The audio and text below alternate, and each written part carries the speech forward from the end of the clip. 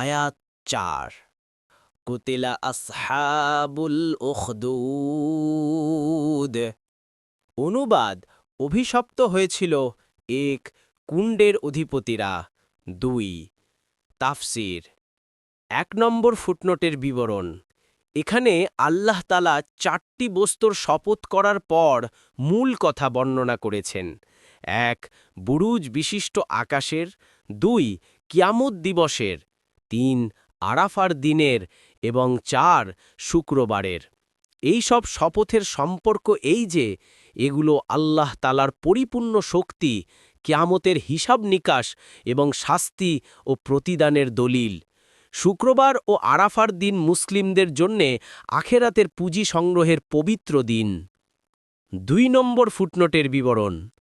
যারা বড় বড় গর্তের মধ্যে আগুন জ্বালিয়ে ঈমানদারদেরকে তার মধ্যে ফেলে দিয়েছিল এবং তাদের জ্বলে পুড়ে মরার বীভৎস দৃশ্য নিজেদের চোখে দেখেছিল, তাদেরকে এখানে গর্তওয়ালা বলা হয়েছে তাদের ওপর আল্লাহর লানত পড়েছিল এবং তারা আল্লাহর আজবের অধিকারী হয়েছিল। ইবনে কাসির ও ফাতহুল কাদির। এর আরেক অর্থ ধ্বংস হয়েছিল। সাদি গর্তে আগুন জ্বালিয়ে ঈমানদারদেরকে তার মধ্যে নিক্ষেপ করার ঘটনা সহিহ হাদিসে বর্ণিত হয়েছে। সুহায়েব রুমি রাদিয়াল্লাহু আনহু রাসূলুল্লাহ সাল্লাল্লাহু আলাইহি ওয়াসাল্লাম থেকে বর্ণনা করেন, এক বাদশার কাছে একটি জাদুকর ছিল।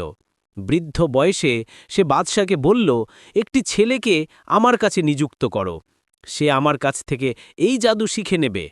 বাদশাহ জাদু শেখার জন্য জাদুকরের কাছে একটি ছেলেকে নিযুক্ত করল, কিন্তু সেই ছেলেটি জাদুকরের কাছে আসা যাওয়ার পথে একটি রাহেবের সাক্ষাৎ গুণে সে অলৌকিক শক্তির অধিকারীও হয়ে গেল। সে অন্ধদের দৃষ্টিশক্তি ফিরিয়ে দিতে লাগল এবং কুষ্ঠরোগ নিরাময় করতে লাগল।